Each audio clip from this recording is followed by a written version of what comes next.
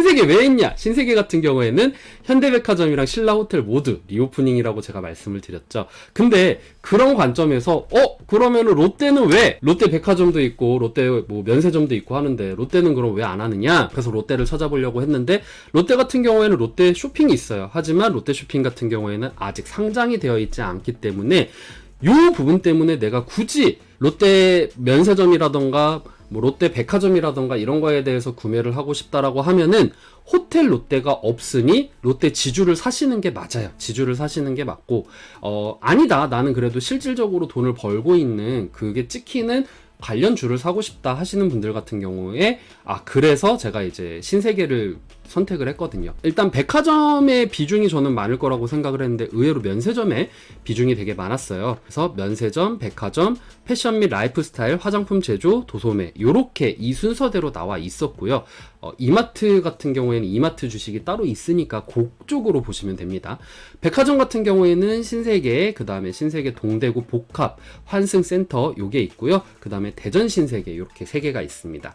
패션 같은 경우에는 패션 및 라이프스타일 그리고 화장품 제조, 도소매 같은 경우에는 신세계 인터내셔널, 신세계 톰보이라는 브랜드가 있고요. 면세점 같은 경우에는 신세계 DF, 신세계 DF 글로벌 요렇게 2개가 있었습니다. 이 2개 같은 경우 보더라도 국내, 해외 이렇게 보실 수가 있겠죠. 자, 할인점 같은 경우에는 롯데마트, 이마트 뭐 이런 할인점을 얘기를 하는 거죠. 할인점 같은 경우에는 3분기 성장률이 둔화가 될 것이다 라고 얘기를 했습니다. 이 3분기 같은 경우에는요, 백화점 성장률이 10% 내외로 성장을 할 것이고, 그 다음에 9월 같은 경우에는 패션 장르의 매출이 크게 호조를 보이면서 기존 성장률이 7에서 8월 대비 크게 상승을 할 것이다. 왜냐하면 리오프닝 때문에 사람들이 소비에 대한 욕구라던가 구매욕이 많이 늘어나면서 그것 때문에 백화점은 매출이 많이 늘어나고 반대로 할인점 같은 경우에는 매출이 조금 떨어지는 그런 전망을 보일 것이다 라고 얘기를 하고 있어요. 할인점 같은 경우에는 성장률이 0에서 3% 수준으로 올라갈 것이다 라고 얘기를 하고 있어요. 왜냐면은 신상식품에 대한 물가가 상승을 했죠. 원가가 올라가게 된 거예요. 작년에 내식 수요가 역기저 현상으로 일어났고 재난지원금 때문에 사람들이 마트를 이용 못 하잖아요. 요것 때문에 2분기 대비해서는 좀 둔화가 될 것이다 얘기를 하고 있어요. 편의점 같은 경우에도 역시 2분기 대비해서 둔화가 될 것이래요. 왜냐면은 재난지원금 사용은 가능하지만 이 즉석식품에 대한 수요가 여전히 부진한 상황이기 때문에 요것 때문에 편의점도 성장을 하지 못할 것이다 라고 얘기를 하고 있어요. 그다음 면세점 같은 경우 중국 국경절 때문에 성수기 효과를 누리고 백화점 같은 경우에는 4분기 때 높은 성장률을 이뤄낼 것으로 예상을 하죠. 작년 겨울에 의류 수요가 조금 부진했기 때문에 여기에 따른 기저효과라던가 아니면 사람들의 명품에 대한 소비 욕구, 그 다음에 이제 4분기 할인점 같은 경우에는 역시 신선식품 물가 상승률의 둔화, 그리고 작년 역기저 현상으로 할인점 같은 경우에는 성장이 좀 미비할 것 같고, 그 다음에 롯데마트 같은 경우에는 구조조정과 축소로 인해서 업황이 조금 어려울 것이다 라고 얘기를 하고 있습니다. 9월 1일 IBK 투자증권 리포트에 대해서 말씀을 드릴게요. 자, 대전백화점 출점을 했습니다. 여기서 중부권 공략이 진행이 됐다라는 건데요. 면세점 같은 경우에는 강남점 폐쇄를 했어요. 이 강남점 면세점 같은 경우에는 이게 뭐야 라고 얘기를 하시는 분들도 있을 텐데, 중국인뿐만 아니라 이 여행을 오신 분들이 이 면세점을 갈 수가 있어요. 그래서 공항 티켓이라던가 여권 요거를 이제 가져가가지고 면세점을 이용할 수가 있는데, 특히 이제 중국 분들이 굉장히 많이 이용을 하셨었거든요. 근데 여기에 따라서 신세계 같은 경우에는 적자 폭이 굉장히 많이 늘었는데, 요걸 폐쇄하면서 월 평균의 고정비 20억 원하고 연간의 감가상각비 960억이 감소를 할 수 있는 그런 효과를 누리게 되었죠. 그리고 이제 신세계 인터내셔널의 해외 패션 그리고 화장품이 개선이 되었어요. 그래서 백화점 온라인 매출이 상승을 했고 여기에 따른 시너지가 올라가게 되었습니다. 그리고 백화점 같은 경우에는 특히 대구 같은 경우에는 전년도 대비해서 70% 매출이 상승을 했고요. 그 다음에 센텀시티 같은 경우에는 31% 상승을 하면서 턴어라운드가 보이기 시작했고요. 19년도 대비해서 29% 회복을 했다. 이렇게 얘기를 하고 있어요. 명품 같은 경우에는 명품이 제일 많았어요. 판매율이. 명품이 47%, 생활이 8%, 그 다음에 가전이 3%, 호주세를 지속하고 있었고요. 그 다음에 8월에 대전점이 출점을 하게 됩니다. 5년 전에 대구 신세계가 출점을 했는데 요 이후에 처음 출점을 하게 된다라는 거고, 그 다음에 이제 중부권으로 진출을 했다라는 굉장히 의미 있는 진출이라고 할 수가 있겠습니다. 자, 그 다음 9월 8일 리포트가 나오는데요. 이 코로나는 매출에 영향을 주지 않는다라는 제목으로 얘기가 나왔어요. 코로나는 왜 매출에 영향을 줄 수 있었냐? 사람들이 왜 이걸 우려를 했냐? 실질적으로 7, 8월 이때는 여러분들도 알다시피 델타 변이 바이러스가 굉장히 많이 나왔었어요. 델타 변이 바이러스 때문에 사람들이 이거 코로나 팬데믹 너무 커지는 거 아니야? 라는 걱정과 우려가 많이 나왔었죠. 백화점이라던가 면세점에 타격을 좀 많이 받기도 했었어요. 근데 신세계 같은 경우에는 현대백화점에 집단 감염이 있었음에도 7월의 매출은 비교적 견조했었고 8월은 7월 대비 더 회복을 했다, 이렇게 얘기를 하고 있습니다. 그리고 3분기 그래서 백화점 기존의 성장률은 12% 성장을 할 것으로 전망을 하고 있고요. 8월 27일 오픈한 대전점의 오픈 초기 집계 효과로 인해서 매출이 정말 기대 이상으로 올라가게 되었고 현금도 그만큼 또 보유를 할 수 있겠죠. 3분기 같은 경우에는 백화점 부분의 합산 영업이익이 523억 원으로 될 것으로 추정이 된대요. 그래서 전년도 대비해서 67% 상회를 하는 부분으로 시장이 조금 우려하고 있는 부분 대비 양호할 것으로 전망을 하고 있습니다. 8월에서 9월 면세점의 일매출이 7월 대비해서 상승을 했다라고 얘기를 하고 있어요. 역시 중국의 국경절 이슈 때문에 성수기가 진입이 되었고 그래서 여기에 따른 수요가 회복을 했습니다. 면세점 같은 경우에는 일 매출이 다시 100억 원으로 상회를 할 것으로 판단을 하고 있고요. 코로나 4차 팬데믹 우려 때문에 조정을 받긴 했었어요. 그래서 밸류에이션이 크게 현재 완화된 상황이고 백화점의 매출 증가는 여전히 지속을 하고 있고 백신 접종 이후에 공항 면세점도 여전히 수요 회복을 기대할 수 있기 때문에 우리가 지금 현재 저점에 있는 신세계 잡아도 될 것 같아요 라고 여기 키움증권의 애널리스트는 말씀을 하고 있는 거죠. 근데 여러분들 제가 누차 말씀드렸죠. 애널리스트 분들께서 쓰시는 이 글에 대해서는 100% 신뢰를 하기보다는 이분이 얘기를 하고자 하는 부분이 이런 거구나라는 것을 파악하는 게 중요해요. 지금 얘가 이것 때문에 돈을 벌고 있고 이것 때문에 영업이익이 이렇게 될 것이구나 라고 전망을 할 수가 있는 것이거든요. 애널리스트 분들께서 영업이 이럴 거예요 라고 숫자를 이렇게 찍어주는 게 있는데 그 숫자를 찍어주는 부분을 조금 더 명시하면 좋을 것 같다라고 얘기를 드리는 거죠.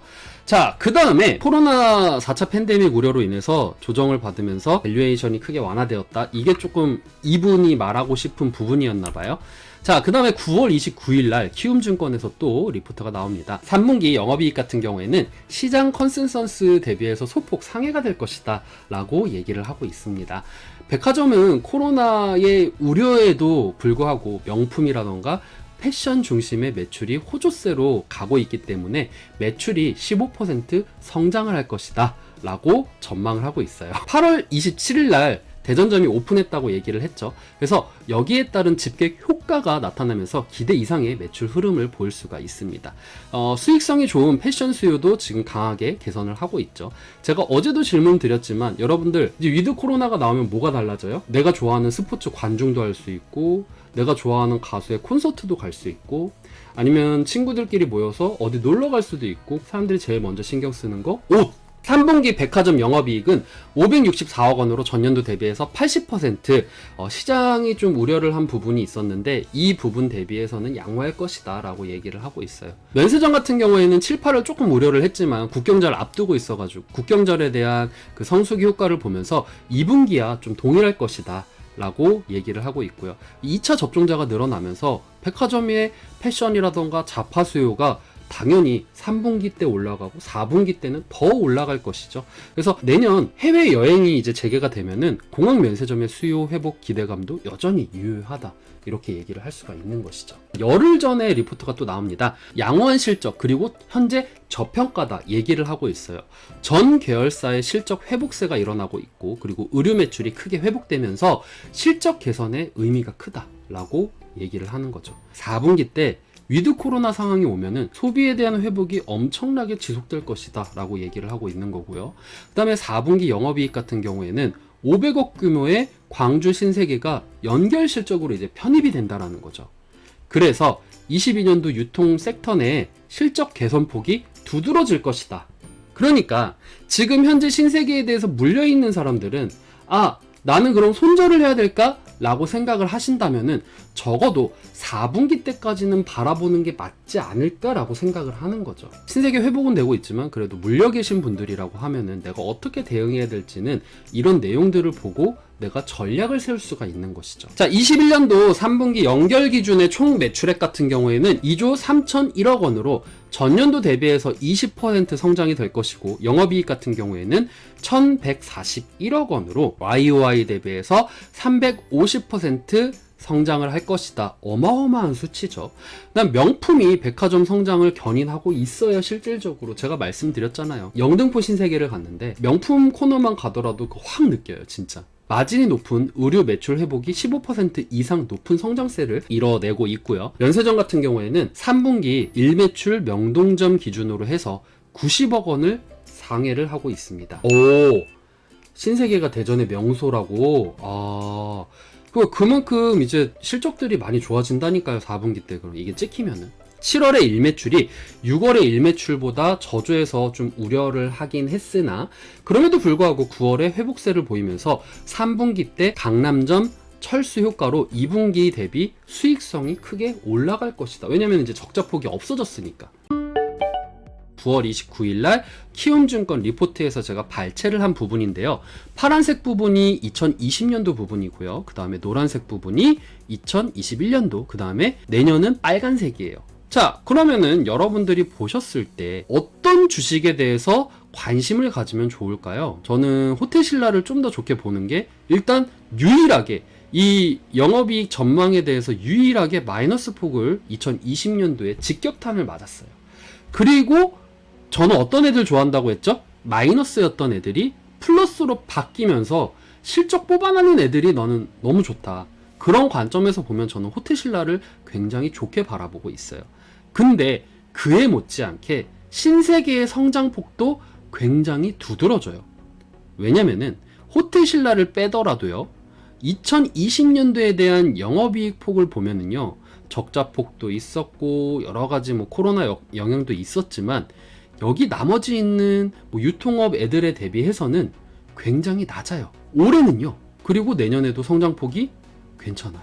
현대백화점도 전년 대비 올해가 좋게 나오고요. 롯데쇼핑 같은 경우에는 올해 대비 내년이 더 좋게 나오고, 이마트는 꾸준히 성장하고, 이렇게 나오거든요. 그러니까 여러분들이 꼭 이게 더 좋습니다, 이게 더 나쁩니다, 이렇게 얘기를 하는 게 전 절대 아니에요. 당연히 여기 이렇게 계단식으로 천천히 올라가는 BJF 리테일 같은 경우에는 약간 좀 편의점에 대한 부정적인 시각이 있기 때문에 신규 진입을 한다라고 하면은, 그래도 호텔신라라던가 신세계라던가 현대백화점 아니면 롯데쇼핑 요 부분에서 좀 생각을 하는 게 낫지 않을까. 특히 이제 이마트 같은 경우에도 성장폭이 균일하게 올라가고 있는 모습을 보이고 있으니, 이마트, 신세계 이마트 구매하신 분들도 꽤 많더라고요. 그런 분들도 걱정하지 마셔라 라고 얘기를 하고 싶은 거죠. 올해 대비 내년 매출액이 18% 성장을 하고요. 그리고 21년도 영업이익보다 22년도 영업이익은 14% 성장하는 모습을 보여줍니다. 그리고 1에서 2분기 갈 때는 당연히 마이너스였어요. 성장폭이 마이너스였어요. 1240억에서 960억으로 YOY 대비해서는 하락한 모습을 보여줍니다. 그러니까 당연히 2분기 때 성적이 안 좋을 수밖에 없었어요. 그런데 아까 전에 말씀드렸던 강남점 폐쇄하고 새로 신규점을 5년 만에 런칭을 하면서 4분기 때에 대한 기대감, 이런 것들이 있기 때문에 3분기 때는 18% 올라가는 모습을 보입니다, 성장률이. 그리고 4분기 때는 4개의 리포트가 평균적으로 43%, IBK투자증권하고 대신증권이 좀 보수적으로 바라봤지만 그래도 25% 성장하는 모습을 보이는데, 이거는 2분기 대비해서는 월등히 높은 부분이니까 이 부분을 좀 참고를 하면은 그래도 내가 언제까지 들고 가면 좋을 것 같다라는 그런 계산이 세워지지 않을까 생각이 됩니다. 적정 주가를 한번 해보면은요, 5년간 평균 PER에서 2020년도가 없어서 제외를 했고요, 21년도 EPS를 곱하면은 45만 1861원 이렇게 나오고요, 21년도 EPS 곱하기 21년도 ROE 곱하기 100을 하면은 14만 2896원이 나옵니다. 하지만 제가 제일 좋아하는, 저는 솔직히 제일 많이 신뢰하는 목표 시가총액 구하는 부분에 대해서는 이거를 계산을 하면은 25만 7437원이 나옵니다. 그럼 이 부분은요, 실질적으로 지금 현재 주가가 이 부분을 초과를 했어요. 목표 시가총액 같은 경우에는 2조 5,345억 원이 나오는데 이 부분도 당연히 15일 기준으로 초과가 되었지만 8일날 했었던 거 대비해서 거의 10,000원 정도가 올랐어요. 앞으로 4분기 때 성장할 모멘텀을 보면은 4분기 때의 모멘텀이 굉장히 좋기 때문에 그거 바라보고 들어가면은 지금 현재 주가보다도 더 좋은 성적을 내지 않을까라는 생각을 하게 되었습니다.